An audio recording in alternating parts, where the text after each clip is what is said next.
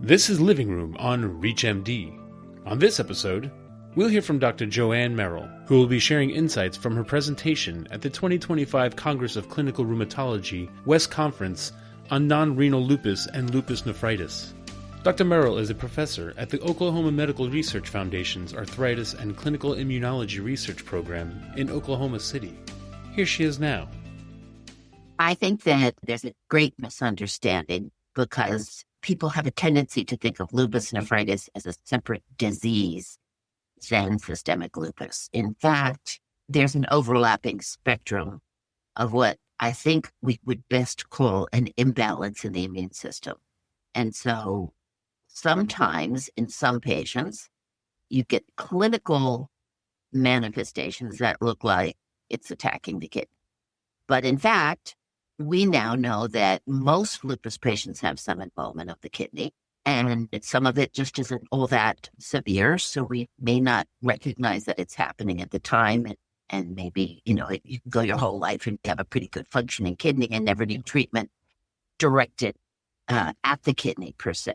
But in fact, lupus is a disorder of the immune system in which, people are born with some genes from their mom, some genes from their dad, and some usually fairly complex combination of the little proteins that manage the immune system put you at risk that when certain stresses happen to the immune system, such as maybe an infection or a toxin or something, you're just a little more likely to go out of balance. And when you go out of balance, it leads to inflammation and or making antibodies against a substance. And then the process where we usually sort of regulate all of that and hardly notice it's happening breaks down so that it's like a vicious cycle and the activity of the immune system is a little bit out of whack, but it's an overlapping spectrum of disorder.